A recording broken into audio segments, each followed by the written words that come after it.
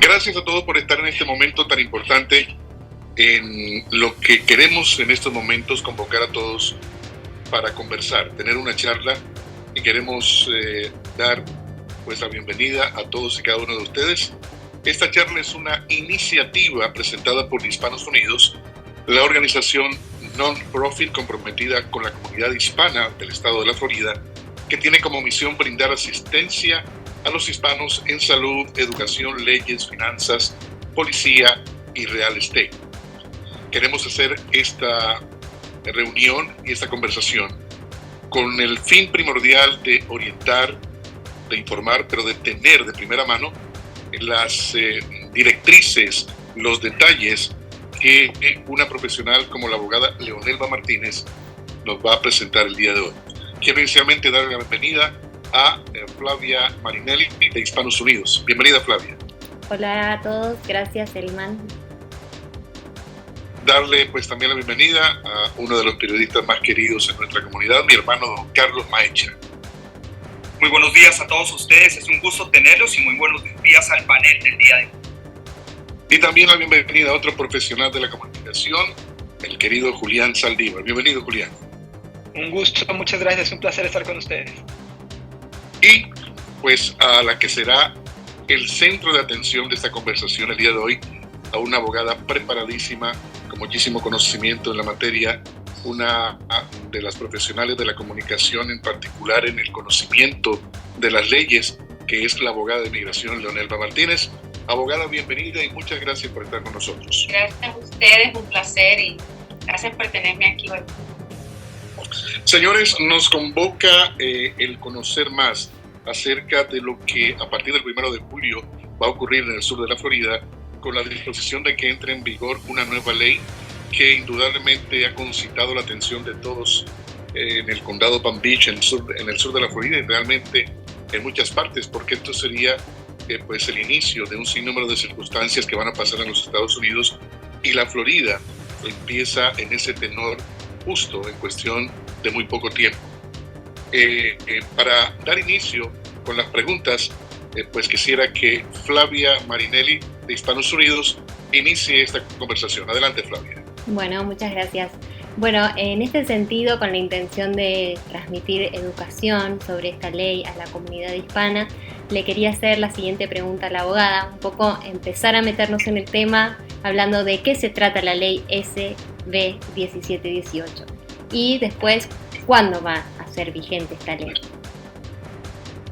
Bueno, es una excelente pregunta. La intención de esta charla obviamente es informar a la comunidad, no vamos a decir alertarlos y crear caos, sino dar la información correcta para que las personas tengan la información que necesitan para poder entonces ellos hacer las recomendaciones o por ejemplo ir a donde un abogado que los pueda orientar. Así que yo lo que voy a hacer, voy a explicarle punto por punto de qué se trata esta ley para que no haya ningún malentendimiento ni ninguna información incorrecta, como usualmente ahora mismo hay muchas personas que están dando la información incorrectamente.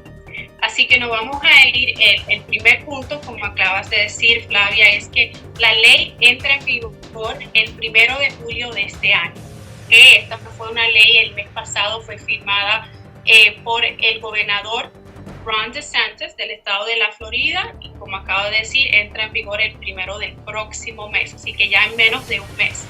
El primer punto de la ley 1718 es que han creado un presupuesto de aproximadamente $12 millones para poder reubicar a inmigrantes indocumentados que estén dentro de los Estados Unidos. Esto es algo, señores, que ya lo han hecho anteriormente. Si ustedes se acuerdan del caso de los inmigrantes que enviaron a Massachusetts, a Martha's Vineyard, esto ya lo han hecho, y en los últimos días también se ha comentado que los 16 inmigrantes que fueron engañados, puestos en un avión y enviados al estado de California, se supone que puede ser que el origen de esas personas era en el estado de la Florida.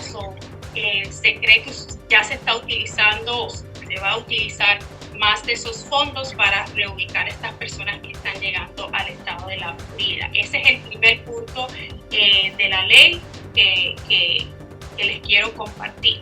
El segundo punto que está diciendo aquí es que esta ley obliga a las empresas que tengan, escuchen señores, más de 25 empleados a utilizar el sistema E-Verify. ¿Qué es el sistema E-Verify? El sistema E-Verify es donde la empresa tiene que certificar que las personas que están trabajando ahí tienen estatus migratorio y pueden obviamente trabajar legalmente en los Estados Unidos. También la ley va a multar a las empresas que contraten a personas que no tengan estatus legal en los Estados Unidos por $1,000 por día que estén obviamente rompiendo la ley. Así que eso es algo que específicamente en el estado de la Florida puede tener muchos efectos económicos. ¿Okay? Seguimos al punto número 3 de la ley, donde prácticamente la ley dice que las tarjetas de identificaciones o las licencias que fueron dadas a personas indocumentadas en otros estados no van a ser válidas en el estado de la Florida.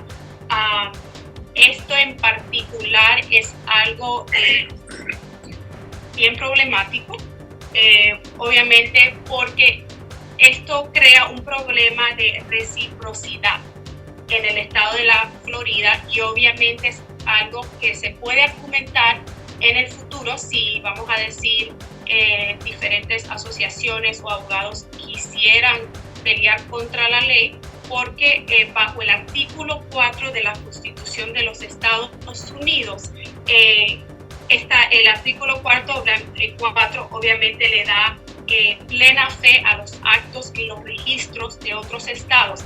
Así que bajo el punto número 3 hay un argumento que la ley es inconstitucional.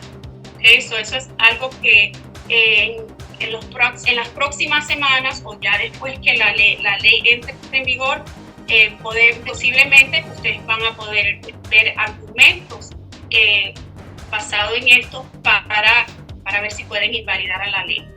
¿Okay? El próximo punto, que es el punto número 4, es que la ley obliga a los hospitales que reciben fondos del gobierno, como por ejemplo ayuda del Medicaid, a reportar el estatus migratorio de las personas que obtienen ayuda pública, sea Medicaid o ayuda del gobierno para poder pagar los médicos, la tarifa del hospital. Obviamente sí quiero recalcar que esto no significa que las personas que no tienen documentos no pueden ir al hospital. Quiero hacer eso muy claro porque lamentablemente ya he escuchado casos de personas que están enfermas y tienen miedo de ir al hospital porque piensan que los van a deportar. Entonces quiero volver a repetir eso porque obviamente si usted no se siente bien, si usted tiene una emergencia médica, vaya al hospital porque por ley, señores, ellos le tienen que dar ayuda y no importa su estatus migratorio. Así que no ponga su vida o la vida de un familiar o de sus hijos en riesgo por tener miedo a ir a una sala de emergencia en un hospital. ¿Okay? Eso es algo que tenemos que compartir esa información porque lo menos que queremos es que las personas prácticamente se dejen morir por no querer ir a un hospital. ¿Okay? No tengan miedo, vayan. ¿Okay? El próximo punto que quiero explicar es que obviamente también la ley prohíbe transportar personas indocumentadas hacia el estado de la Florida. Esto también es bien problemático porque esto no solo castiga a las personas indocumentadas, esto también castiga a los ciudadanos y a los residentes. ¿Cómo? Vamos a decir que yo soy ciudadana, traigo a mi abuelita de Nueva York a llevarla a Disney. Basado en la ley estoy rompiendo la ley, así que me castiga a mí por el simple hecho de querer traer a mi abuelita a Disney. Así que ese va a ser, creo que uno de los otros puntos que los abogados y las asociaciones pueden argumentar para que la ley, como fue escrita, no solo, vamos a decir, penaliza a las personas indocumentadas, pero también a los ciudadanos que están ilegalmente en los Estados Unidos. ¿Okay? Y también esto obviamente crea penas de 5 años y $5,000 de multa si usted está transportando personas al estado que no tengan documentos, y si las personas son menores de edad, entonces la multa ya sería de $15,000 o 15 años en la cárcel, y obviamente la persona estaría enfrentando cargos de tráfico humano. Así que ya ustedes se pueden imaginar qué pudiera suceder. Y por último, un punto un poquito que no es muy frecuente, pero también la ley dice que los abogados que no tengan estatus legal en los Estados Unidos no podrán ejercer la abogacía en el estado de la Florida. Así que eso es para específicamente las personas que están estudiando leyes. Esto es algo que también les podía afectar. Así que eso viene siendo como un resumen de los puntos más importantes de la ley.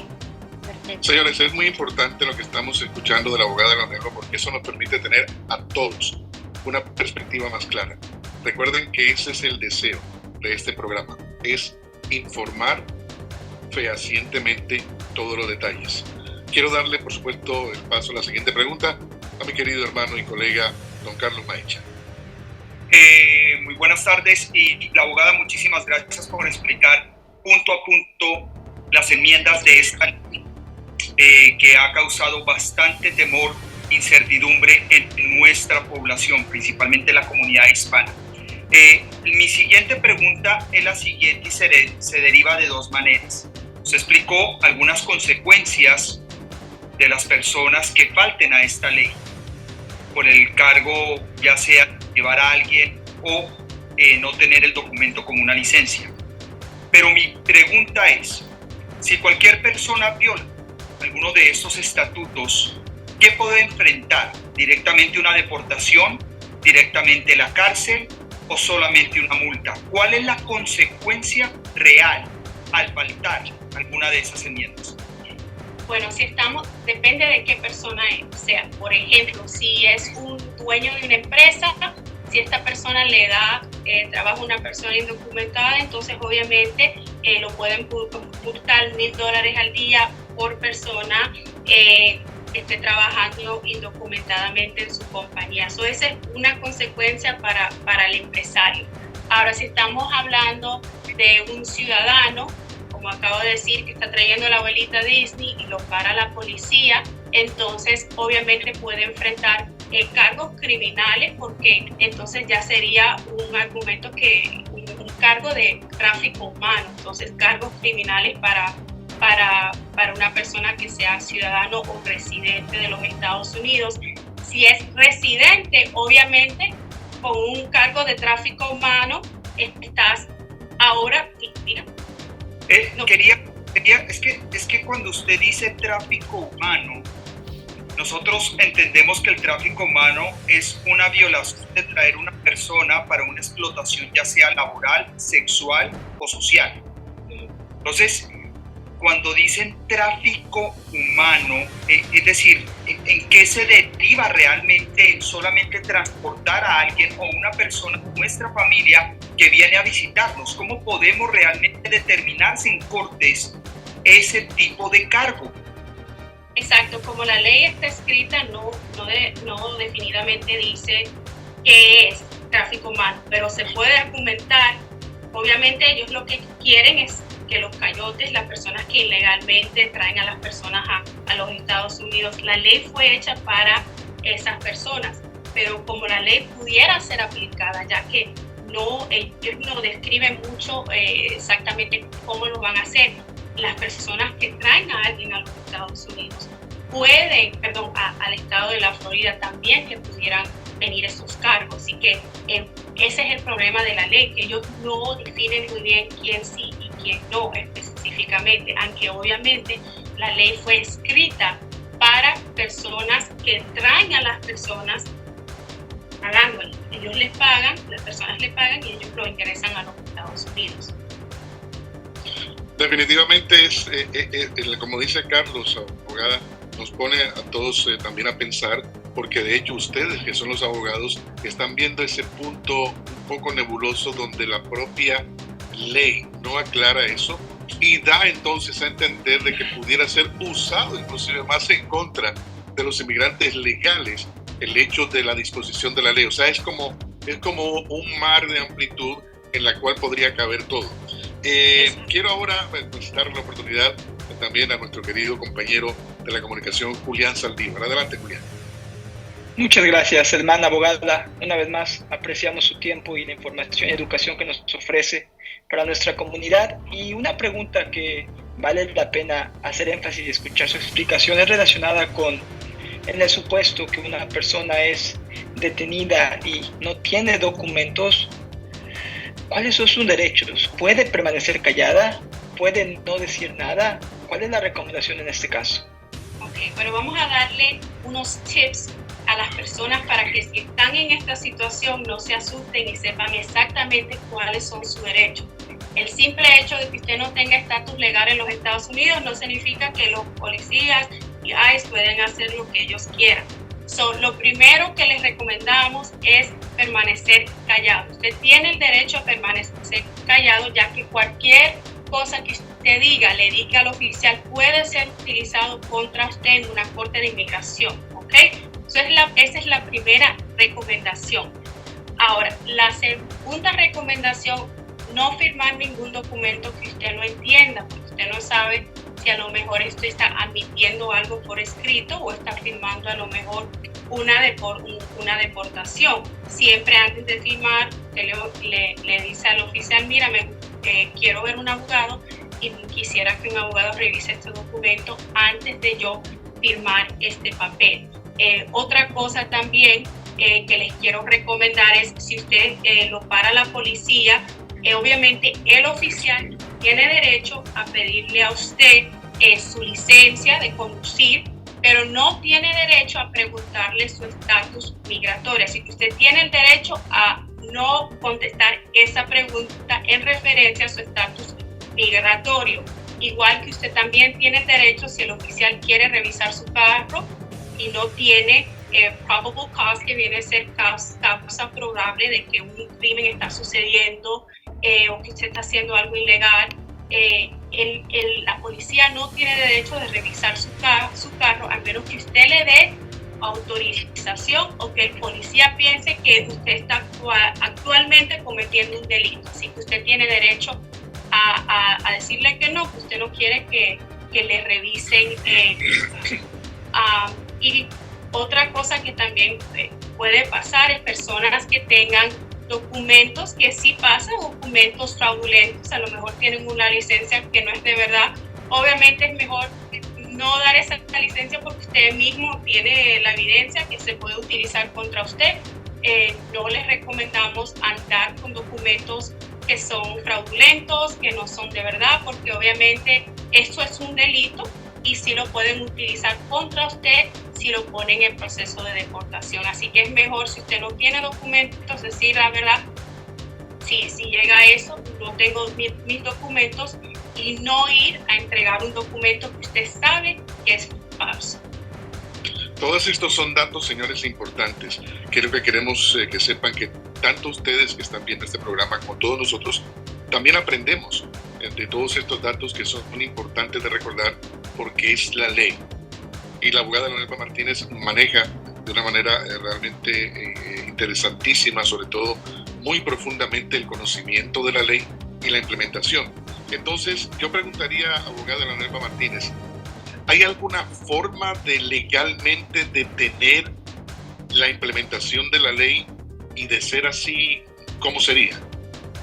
Bueno, sí, definitivamente hay muchas maneras de poder prevenir que la ley sea implementada. Específicamente se puede hacer el argumento que el gobernador está sobrepasando su poder al firmar esta ley. Claro que para poder llevar una demanda, vamos a hacer para poner una demanda en una corte federal, hay que demostrar que hay un daño. Entonces, ¿qué tipo de daño? Por ejemplo, como te acabo de decir, que a una empresa le pongan una multa porque ya se han dado cuenta que tiene 50 personas que no tienen estatus legal, o que a un ciudadano americano que está trayendo a su abuelita le pongan unos cargos por traer a la abuelita indocumentada al estado de la Florida. Entonces, si eso pasa, ya se puede demostrar que hay un daño actual que esta ley efectivamente está causando, y basado en eso, entonces se pueden hacer los argumentos que yo les acabo de mencionar a ustedes, los argumentos que al no reconocer las licencias o las identificaciones de otros estados, esta ley es inconstitucional bajo el artículo 4 de la Constitución de los Estados Unidos. Entonces, hay varias, como te digo, hay varias maneras de obviamente hacer esos argumentos para ir contra la ley. Si ustedes se acuerdan, una ley muy similar, la SB, creo que era 1016 de la Arizona, cuando fue implementada, que fue la ley en Arizona donde le estaban diciendo que es ilegal que una persona ande en el estado de Arizona sin documentación. Recuérdense que esa ley llegó hasta la Corte Suprema, y mientras que esa ley fue apelada, no estaba implementada. En la ley federal pausó la ley, así que no entró en efecto, porque obviamente un juez federal tiene que asegurarse que esa ley estatal no haga conflicto con una ley federal para que entonces pueda ser implementada. Eso sí, técnicamente entra en vigor julio 1, pero si entran demandas en la Corte Federal, lo primero que va a hacer una corte es que va a poner un stop de la ley temporalmente hasta que un juez supremo decida efectivamente qué va a pasar con la ley. Es interesantísimo todo lo que estamos escuchando, y sé que son muchas y muchas las preguntas que surgen.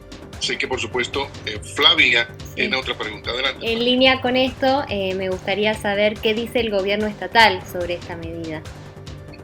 Bueno, es bien interesante qué dice el gobierno estatal, porque ayer o hace unos días ya muchos representantes del Partido Republicano como que ya han visto las consecuencias de esta ley antes que la ley entre en vigor, ya que muchos empresarios se han quejado que las personas se le han ido, los empleados, que mucha gente se está pensando mudarse a otro estado. Entonces, bajo la presión de las empresas grandes, que son las que mueven la economía en el estado de la Florida, específicamente en el área agrícola, y obviamente de construcción, que es una área también que la mayoría de las personas que trabajan ahí son indocumentadas. Bajo esa presión, entonces, ellos ya han hablado y han dicho que la intención de la ley era simplemente asustar a las personas,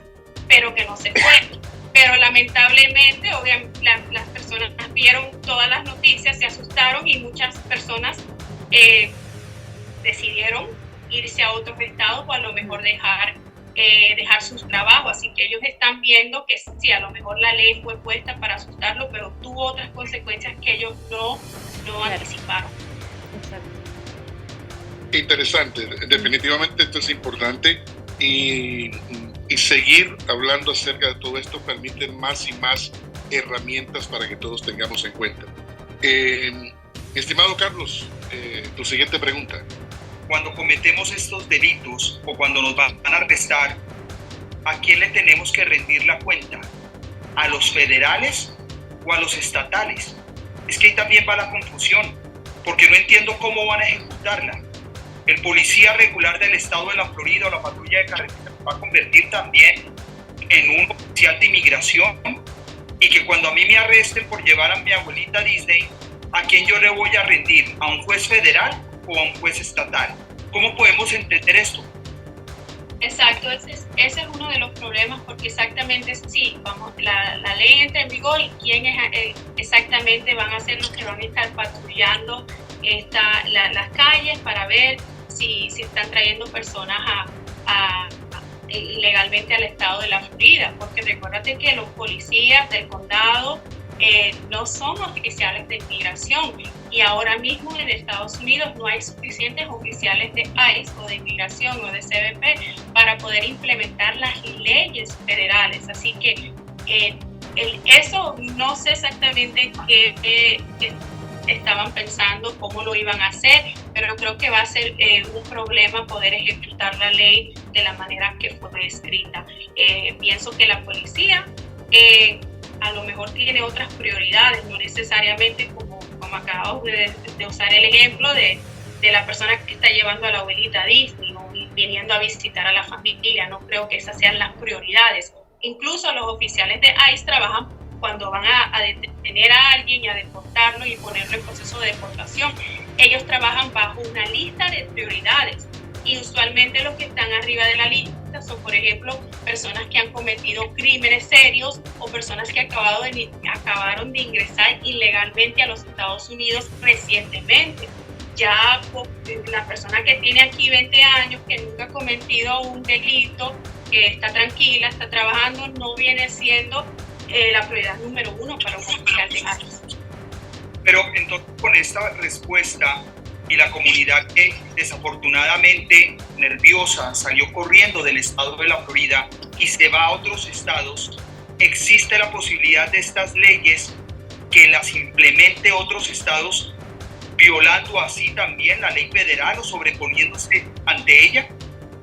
Sí, siempre recuérdate que está la ley estatal y están las leyes federales, mientras que una ley estatal no viole, no sea contra una ley federal o una ley de la Constitución, obviamente puede existir. Por eso es que muchas veces cuando se implementan estas leyes siempre se pausan, porque alguien pone una demanda, va a la Corte Federal, después a la Corte de Apelaciones, a la Corte Suprema, hasta que puedan decidir exactamente si la ley estatal está contra la Constitución. Entonces muchas veces estas leyes se implementan, pero después dura años para uno ver exactamente si en verdad van a entrar en vigor. Que si puede pasar en otros estados, sí, hay muchos estados que lo han hecho en el pasado, como te mencioné anteriormente. La ley era la SB 1070 de Arizona, que dijo que todas las personas que estaban en Arizona tienen que estar con estatus legal en los Estados Unidos o le iban a poner una multa, pero también hay estados que están haciendo lo opuesto, y vamos a hablar, por ejemplo, de Utah, la SB 35, donde ellos están proponiendo a las personas que tienen la experiencia y la habilidad de hacer el trabajo, si pueden demostrar que tienen un año de experiencia, el estado de Utah está diciendo que posiblemente le puedan dar una licencia para ellos poder ejercer su profesión. Ellos están pensando en la economía del estado de Utah, porque obviamente las personas que trabajan en el área de construcción, de agricultura, pueden tener una posibilidad de irse al estado y estar tranquilos, tener la posibilidad de demostrar que ellos tienen la capacidad de hacer el trabajo, y vamos a decir, una semi-protección. Así que cada estado es diferente, pero estamos viendo que algunos están pasando leyes anti-inmigratorias, pero hay otros que están pro-inmigrantes. Así que eso son algo que las personas deben de considerar antes de, por ejemplo, empacar las maletas y irse por ahí a quién sabe dónde. Muy interesante, porque estás hablando de una posición de los estados pro-estado, no simplemente pro-inmigrante, y otras, como en el caso de la Florida, en contra del Estado, por ende en contra del inmigrante, porque para nadie es un secreto que la población de inmigrantes, tanto legales como ilegales, son el dínamo de la economía del sur de la Florida. Estimado Julián, tu pregunta. Gracias, hermano. Abogada Leonelva Martínez, ligado a lo que usted nos ha estado compartiendo con respecto a los antecedentes relacionados con otras leyes que anteriormente se han promulgado en diferentes estados, ¿cuáles han sido los resultados de dichas leyes que podemos utilizar quizá como marco de referencia para, en cierta manera, visualizar lo que podría resultar en caso que esta ley antiinmigrante de Florida se se ejerza. ¿Cuáles han sido los resultados? ¿Han sido positivos? ¿Han sido negativos desde el punto de vista del inmigrante, como la de Arizona, por ejemplo? ¿Qué nos puede compartir? Bueno, han sido mixtas. Por ejemplo, como ustedes saben, el Estado, cuando la Corte Suprema hizo la decisión de la ley en Arizona, dijo que sí era legal que ellos hicieran preguntas sobre el estatus y que requieran que las personas tuvieran identificación para poder transitar en el estado de Arizona. Así que, pero también hemos visto leyes que obviamente la Suprema Corte ha dicho no, estas leyes crean un perfil racial, racial profiling, porque hay secciones de la ley de Arizona que no fueron aprobadas, porque obviamente si eso crea una ley antimigratoria. ¿Por qué? Porque el oficial ya tiene la discreción de si ve a alguien que se parece más o menos, que se ve hispano, pararlo. Entonces un oficial no puede parar a una persona porque esa persona, él presiente que esa persona no tiene estatus legal. Entonces eso sería un perfil basado en raza, que es obviamente inconstitucional. Correcto, y eso es importantísimo porque precisamente, abogada, uno de los problemas que inclusive se ha evidenciado antes de esta situación por muchas partes es que muchas veces cuando se ve que los oficiales van, por ejemplo, a pedir documentos, en muchas ocasiones una persona que es de tez blanca, de ojos verdes o que luce muy anglo, muchas veces simplemente no pasa nada y van directamente a aquellos que tienen ya, como usted dice, un perfil. Eso es un problema serio, pero eso también legalmente se puede debatir.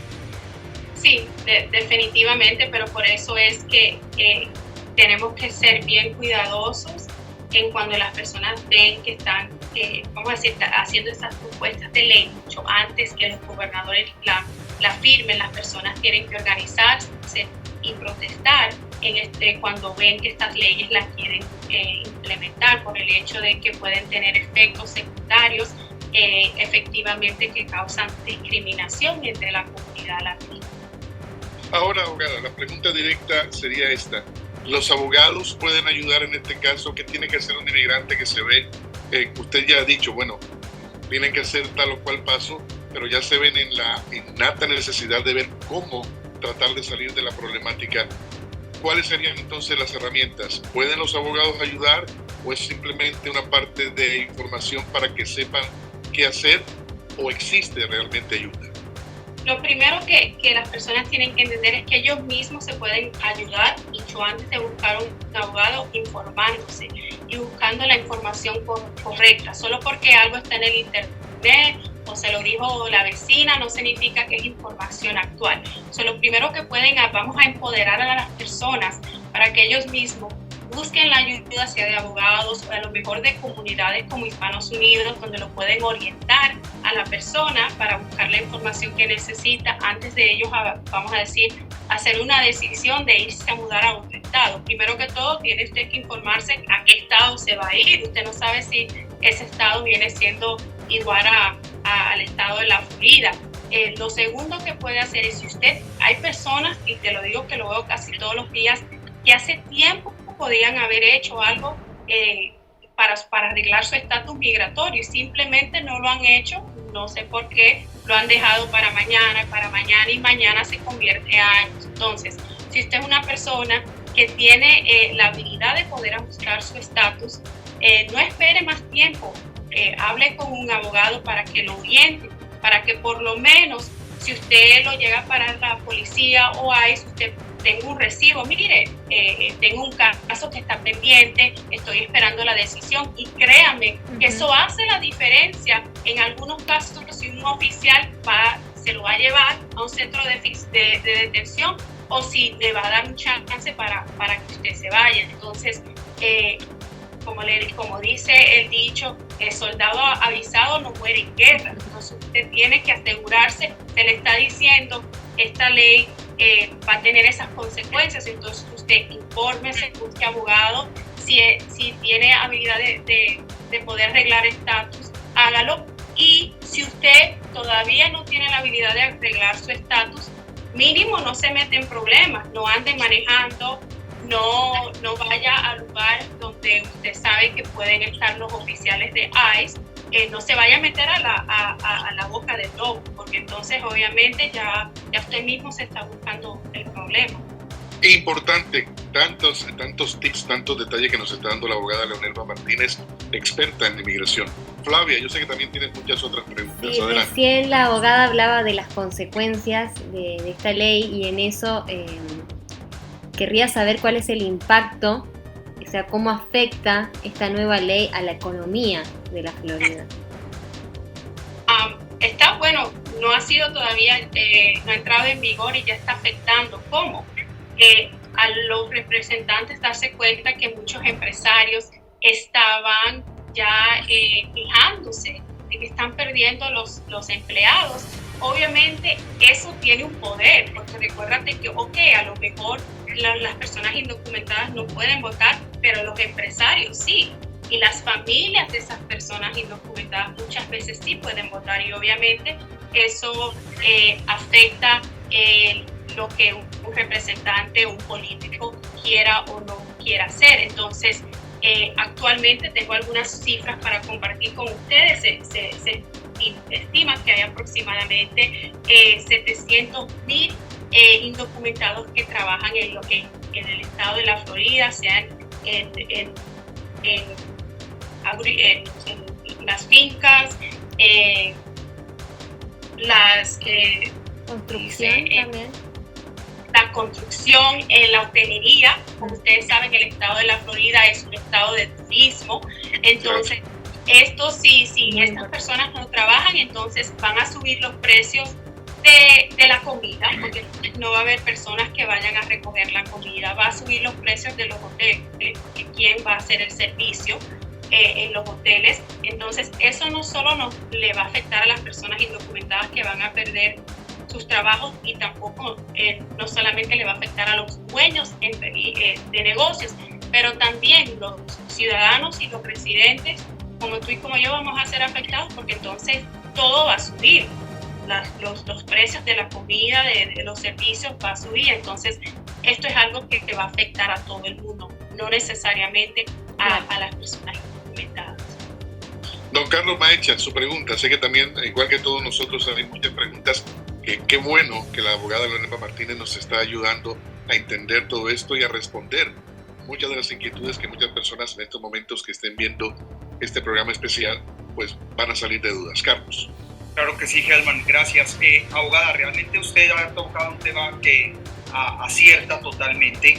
Hay un reporte oficial, incluso llegó a ser desde noticia en Europa, con respecto a esa información de que la obra de inmigrantes demanda y representa el 25% del PIB del estado de la Florida. El 25%, por Dios. Y que todo esto le costaría al estado 12.6 millones de dólares anuales. Aquí todos los que estamos involucrados en este panel me pueden explicar de dónde vamos a sacar ese dinero, me pueden explicar de dónde vamos a cubrir la carencia de negocios que va a tener la mano de obra en todo esto, y me van a poder decir cómo vamos a poder mejorar la infraestructura, la educación y la salud de los floridanos con una situación tan grave de impactar el 25% del PIB del estado. ¿Cómo podemos explicar eso?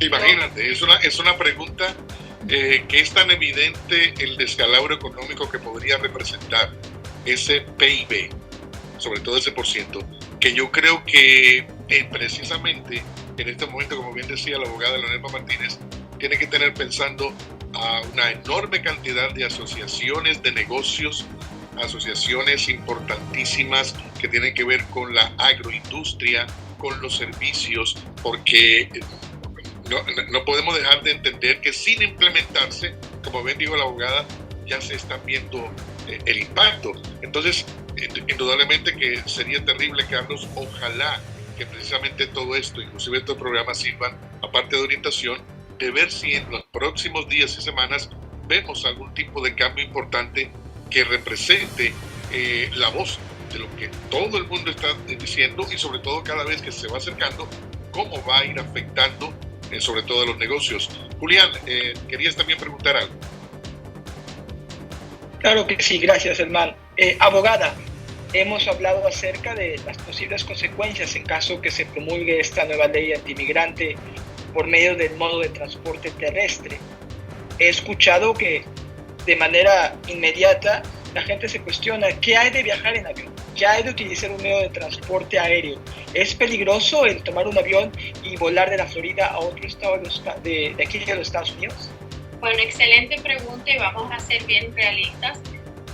Si una persona está en los Estados Unidos sin documentos, siempre corre el riesgo de ser detenido por un oficial de ICE. Las personas, obviamente, si tienen un pasaporte, sí pueden viajar en avión con un pasaporte de su país mientras que esté válido. Pero obviamente usted se está exponiendo a que lo detengan y le hagan preguntas. Específicamente si usted va a viajar a un estado que no sea, vamos a decir, pro inmigrante. Así que tienen que tener mucho cuidado. Obviamente si usted ya está en los Estados Unidos indocumentado, no puede viajar fuera de los Estados Unidos porque ya usted estaría autodeportándose. Entonces eso trae consecuencias inmigratorias. Por ejemplo, si usted sale del país, usted se autodeporta y muchas veces puede tener un castigo de 10 años que no va a poder ingresar a los Estados Unidos. Así que eso tiene que tenerlo en cuenta. Pero sí, técnicamente pudiera usted viajar con un pasaporte válido de su país dentro de los Estados Unidos en un avión. Sí, se lo recomendaría, no necesariamente, pero también está el argumento que si se va manejando también es riesgoso. Abogada Leonelva Martínez, estamos en esta conversación, nos quedan solamente unos minutos, pero vamos a seguir charlando y usándolos al máximo entre todos en este tiempo que nos falta. Le pregunto, usted ha dicho que precisamente para probar que hay un daño a segundos o a terceros, tendría que estar ya implementada la ley. En definitiva, hay que esperar a partir del 1 de julio para poder, digamos, evaluar lo que va a ocurrir en ese momento. Sabemos que hay organizaciones, sabemos que hay potenciales demandas que están en curso, pero obligatoriamente habría que esperar ese punto, o de hecho, en este transcurso se podrían tomar medidas más directas. Sí, no hay que esperar hasta que la ley entre en vigor. Si se puede demostrar que como la ley está escrita ya está afectando a alguien y está teniendo una consecuencia negativa. Por ejemplo, no ha entrado en vigor, pero hay empresas que ya perdieron la mitad de los empleados. Eso ya es un daño. A lo que yo lo que yo quiero decir es que un abogado posiblemente quiere esperar hasta después de julio 1 para tener los argumentos más fuertes. Mira, la ley entró en vigor, hay estas consecuencias, porque una corte federal no va a basar sus argumentos en hipotéticas, o a lo mejor, o quizás, tienen que ser un daño real que haya pasado, o que basado en cómo está escrito la ley, ya la persona que está poniendo la demanda ya está sintiendo el efecto de lo que posiblemente puede venir. Así que para contestar tu pregunta, no necesariamente tenemos que esperar hasta julio 1, pero estratégicamente, si yo fuera uno de esos abogados que fuera a poner esa demanda, yo esperaría a julio 1, porque entonces ahí ya tengo los argumentos un poquito más fuertes. Muy interesante. Flavia, ¿alguna otra pregunta que tengas para la abogada? No, yo por el momento no. Me parece que encuentro que esta charla ha sido como muy clara sobre todo lo que fuimos hablando con la abogada, así que sumamente agradecida de haber podido transmitir también con toda la participación de todos nosotros esto hacia la comunidad, y que bueno, también luego vendrán más preguntas también, ¿no?, desde la comunidad, así que está bueno también como un primer punto empezar a clarificar todo esto que clarificamos hoy. No sé si alguno de los otros tiene alguna otra pregunta adicional. Adelante, Carlos, ¿tienes alguna otra pregunta o comentario? Con respecto a lo que comentó la abogada de que no se tiene que esperar hasta que entre en vigor, pero también hay una realidad. La ley esta batalla se gana en corte. Pero también hemos visto el sentir de una comunidad que sale a las calles a protestar, a expresar su voz, a expresar su desacuerdo, por medio de una ley que es llena de incertidumbres, de temores, de separación de familias, de problemas económicos. Así que realmente pues hay que compensar un poco cómo se ve estas marchas ante la ley, es decir, cómo la ley ve una marcha cívica pacífica y qué se tiene que hacer de aquí en adelante, qué le podemos decir a la comunidad de lo que tenemos que hacer para poder que esta ley no nos vaya a afectar tan severamente, incluso en este momento que no está vigente y después del primero. Lo primero que podemos recomendar obviamente es organizarse. Si van a protestar, que sea pacífico, porque obviamente recuerden que en el año 2021 el estado de la Florida implementó la ley anti-rioting, la ley antidisturbios, que obviamente no, le da más poder a las autoridades a intervenir si las protestas se convierten en violentas o las personas comienzan a destruir propiedades. Entonces, obviamente, si usted es una persona que no tiene estatus legal, simplemente se lo digo claro, no se meta en lío, porque obviamente usted se está imponiendo innecesariamente. Pienso que las protestas serían más efectivas si fueran de parte de los empresarios, porque ahora mismo, cuando estamos hablando de tener efecto, de tener poder, los empresarios y dueños de negocios están mejor posicionados para salir a hacer protestas y decirle a los representantes, no importa el partido, porque esto es algo que nos va a afectar a todos, y no importa si es republicano o demócrata, pero ellos sí están posicionados para decirle, mira, esto me va a afectar a mi negocio y esto obviamente va a afectar a la economía del Estado. Así que pienso yo, sí está muy bien que las personas expresen su frustración, porque se le entiende que tienen miedo, pero hay que hacerlo de una manera pacífica y tienen que ser en conjunto con los empresarios y dueños de negocios, porque ellos son ahora mismo los que más poder tienen para poder explicarle al Estado las consecuencias de esta ley que lamentablemente no sé si fueron pensadas o no lo analizaron mucho antes de escribirlas. Julián Saldívar, comentario o pregunta final para la abogada. Sí, más que una pregunta, una recomendación en base a este programa que en mi parecer ha sido excelente. Una vez más agradecido con la abogada Martínez, porque allá afuera hay mucha información que no necesariamente proviene de los mejores recursos informativos. Por eso es que abrimos este canal de medios donde podemos aprender de una fuente fidedigna, de una experta de la materia como es la abogada Leonela Martínez, y hay que usar el criterio cuando estemos buscando información. No hay nada como tener una buena fuente, un buen recurso informativo para poder tomar mejores decisiones. Muy agradecido, porque creo que todas estas preguntas y estos temas que abordamos el día de hoy son preguntas muy generales que muchas personas en nuestro condado pueden tener, y que esa dirección y esa guía que nos ha ofrecido la abogada definitivamente nos permite direccionarnos hacia el rumbo correcto. Así que muy agradecido, y sin duda alguna una sesión informativa, a mi parecer, excelente. Fantástico. Abogada Leonela Martínez, ya para finalizar, un resumen breve de lo que tratamos el día de hoy.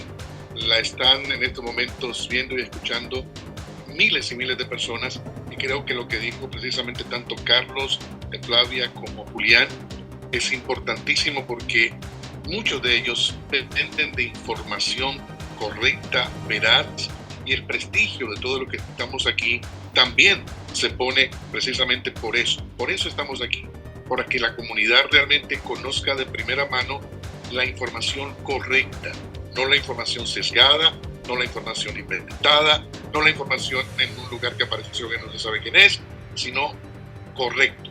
Su resumen final. Bueno, lo primero que le quiero decir otra vez, repetir que esto es solo para informar, no para crear caos.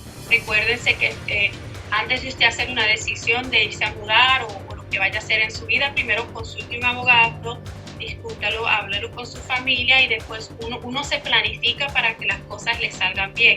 Otra cosa que quiero decir es que tengan mucho cuidado, que con todo esto que está pasando van a haber muchas personas que se van a querer aprovechar de ustedes para estafarlos, decirles, mira que si me pagas tanto puedes aplicar a eso.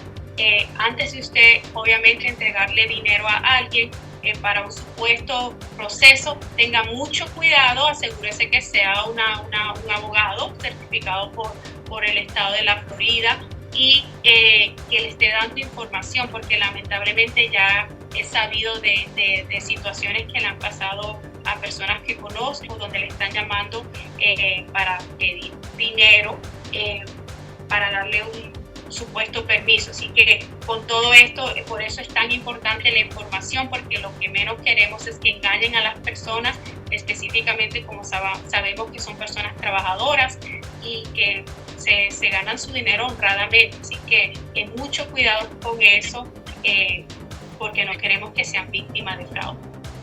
Flavia Marinelli, muchísimas gracias. Muchísimas gracias por participar a todos de esta actividad. Estimado hermano Carlos Maecha, gracias.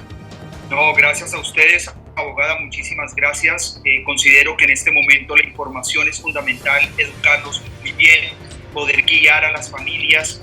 Eso es una situación que nos estará afectando a todos. Y por esa razón, cuando nuestra comunidad está en peligro, con incertidumbre y temor, es muy importante que todos tomen en cuenta quiénes son los que realmente pueden entregarles a ustedes la mejor información y la mejor guía para evitar más problemas ante esta ley. Creo que el ser proactivos y educarnos son las mejores herramientas. Muchísimas gracias a todos. Mi estimado Julián Saldívar, gracias también por estar con nosotros. Gracias, es un placer compartir este panel con ustedes. Coincido al 100% con Carlos, con Flavia, contigo, hermano, con la abogada. Información es poder y hay que saber utilizar la información y hay que mantenernos bien educados con respecto a los temas que van a ir surgiendo relacionados con esta ley. Gracias a todos, un placer. Abogada Lonerva Martínez, mil gracias por su tiempo, por dedicarnos la oportunidad de hablar con usted. Está lo más granado del condado Palm Beach aquí en este panel y lo más importante es la gente que está observando, educándose e informándose de una manera correcta. Muchísimas gracias, abogada, y la comprometemos para que esta no sea la primera vez, sino otras veces, otras oportunidades que vamos a tener definitivamente con Hispanos Unidos, la oportunidad de escuchar de primera mano todo lo que vaya ocurriendo, así que ustedes estén atentos tanto con Carlos Maecha, con Julián Saldívar, con Flavia Marinelli, la abogada Lonerva Martínez y un servidor de ustedes, Selman Ruiz, de estos programas tan especiales. A todos ustedes, gracias por la sintonía, un abrazo desde la distancia y hasta la próxima. Hasta la próxima, muchas gracias. Gracias.